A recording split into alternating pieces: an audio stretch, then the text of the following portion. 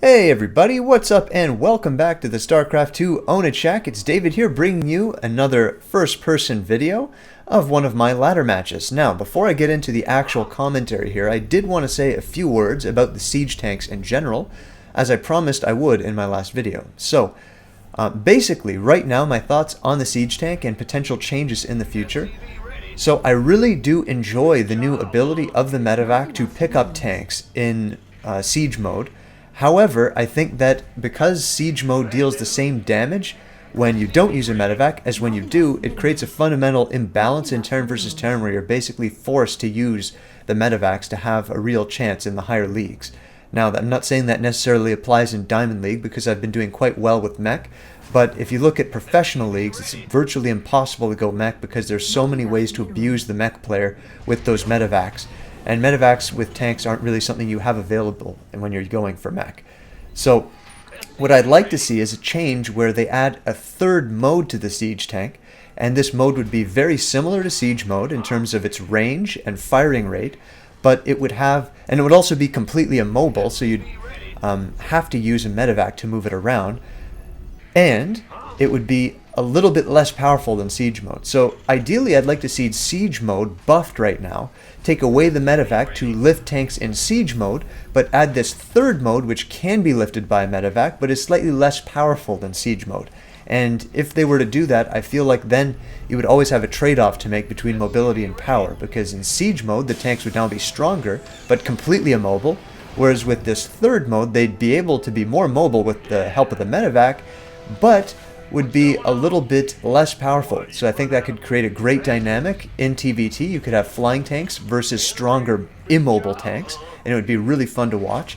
Whereas the straight up buff to the siege mode would actually help tanks out a lot in Terran versus Protoss and Terran versus Zerg, where siege mode tanks without medevacs are very, very difficult to use. They're actually, in my opinion, at the higher leagues, it's almost impossible to use them, and that's why we never see it. They're just, I mean, why would you bother when you can make Liberators that are so much better? So, anyway, those are my thoughts on the siege tank, and if we were going to talk about mech a bit in general, I think that mech is basically dead in Terran versus Zerg and Terran versus Protoss. It's almost usable in TvT in the lower leagues. I can definitely use it in Diamond to good effect, but unfortunately at professional level, mech is dead in TvT as well. We don't see it being used in GSL at all. So, and I think there are two reasons for that. One, of course, is what I just mentioned, that siege tank on its own in siege mode without a medevac is just simply too weak with all the other changes to Legacy of the Void. The medevac is absolutely essential. A buff needs to be done to siege mode if they're going to have a chance against against Protoss or Zerg. And the other reason, of course, is the lack of anti-air. A lack of anti-air isn't really a problem in Terran versus Terran because missile turrets pretty much own all of those air units. But in Terran versus Zerg, and especially Terran versus Protoss, it's a huge issue because mech has absolutely no response to, for instance, Mass Tempest. It's a late game transition that's very viable for Protoss against mech, and there's really nothing that can come out of the factory that can counter it, so it's a huge issue. I think if to be viable, we're going to need to see probably some decent anti-air coming out of the factory. Whether or not that means a potential damage buff to the Cyclone or Thor, and maybe even a range buff for the Cyclone, I don't know. But until we see that, I don't expect to see mech used in Terran versus Zerg or Terran versus Protoss at all. But that's not going to prevent me from trying, of course. It's always been my favorite style, so I will continue to try to do mech in my games. Excuse me. So in this game, we'll just get into the commentary here. I am going to be using a mech style, and when I open up with mech in Terran versus Terran, I always go gas first. It lets me get those Reapers and Hellions out early to try to do damage, and I'd like to use a little Banshee transition as well just to do some extra damage. So I have a very late expansion, although in this game I think it was even extra late because I screwed up my macro. And also, you probably just noticed that my early harassment damage was very minimal. I did kill a few SCVs, I made him delay his mining a bit, but all in all, he escaped pretty much unscathed. So, given that, I feel like I am playing from behind right now in this game. And what I'm going to do right now is I'm going to make siege tanks. I saw he had a starport there without a tech lab at all, so I'm assuming that he's going to be going for some kind of drop play. And against drop play, you need siege tanks and Vikings because it makes it very easy to counter. So I get the Viking out there. That's going to be going around this area of my base just to try and kill off his medevac.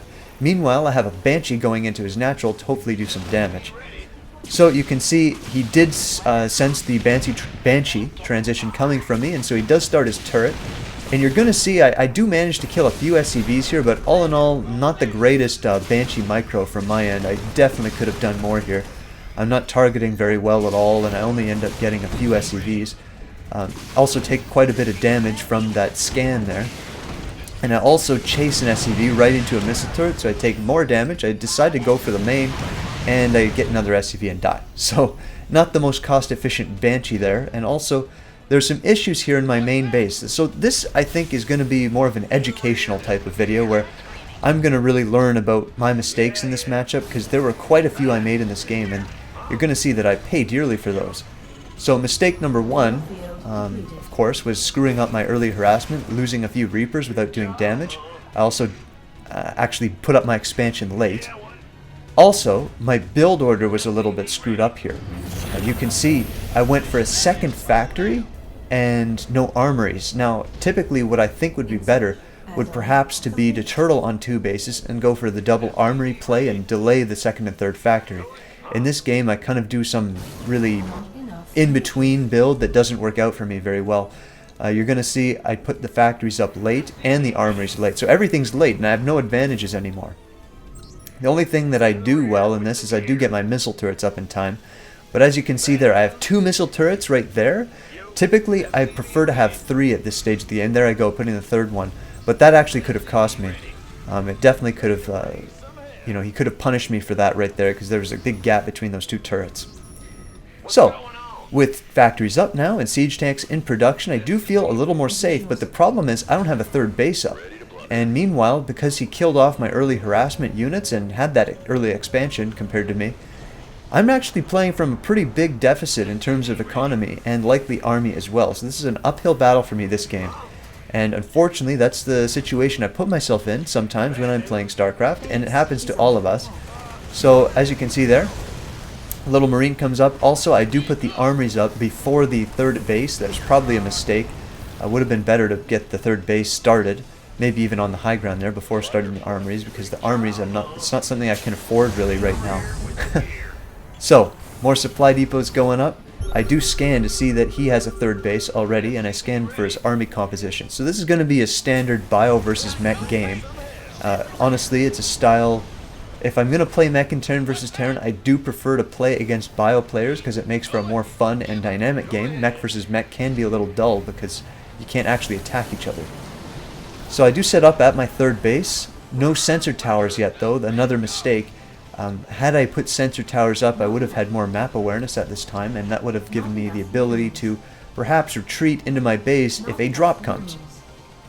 So, as you can see there, the armory's up. Do start the double upgrades, but because I don't have the third base up and running yet, I'm actually quite a bit behind on my army production. That's going to make it difficult to hold any potential attacks, so I do send out a Banshee, try to do some more harassment damage. Also, you'll notice I have Vikings over my army right now. That's actually a huge mistake. At this stage of the game, having your Vikings over your army is actually not a big deal. You see how he just sent all those medevacs over there? That's a very clear sign, telegraph, that he's going to be doing a drop. What I should be doing right now is constructing more missile turrets near my natural expansion and sending my Vikings over to kill those medevacs. That would be the ideal situation, because then I could repel that drop. I should also probably put a few siege tanks over there as well, because there is a chance he can simply boost his medevacs in. So as you see, he runs the medevacs into my base, and you'll notice they get right on in there. I did have some of my Vikings over there, but unfortunately, because I didn't have extra turrets, it made it very difficult for me to kill those medevacs before they unloaded. So that's a huge issue. And without a Banshee here, I have no way to clean this up other than to bring my army back. Another huge mistake here, I brought my entire army back to deal with this. Simply maybe 4 tanks and 4 Hellions would have been enough, but I bring the whole frickin' thing over, and that's a huge problem because now he's hitting my third base as well, as you can see there on the mini-map. So he's done what every bio player should do in this situation. He's drawn my army away, and he's hitting in multiple locations. In fact, I did have enough army to hold both fronts. If I had simply split my army in half there, I could have easily repelled his attack at the third and cleaned up his army in my natural. and that would have given me an army advantage, and I'd been able to do a counterattack here. But unfortunately it didn't actually happen, so I ended up losing the third. Basically, what I'm thinking right now is I lost very little army units, whereas he sacrificed a whole bunch of army to kill my economy. So at this point, I'm actually going to try to push into his army and hopefully do some damage at his base. So I do end up getting a nice siege volley there, kill a whole bunch of units, and that's going to give me the confidence I need to bring this army out. So I hotkey all that stuff, start pushing out here, but I'm actually delaying this way too much. I should have gone straight for the throat right there, but instead I'm sieging up, protecting a third base that doesn't exist anymore. So you can see, like I said, many mistakes here. So there I go, unsieging my tanks, and I'll push up into his would-be fourth base location.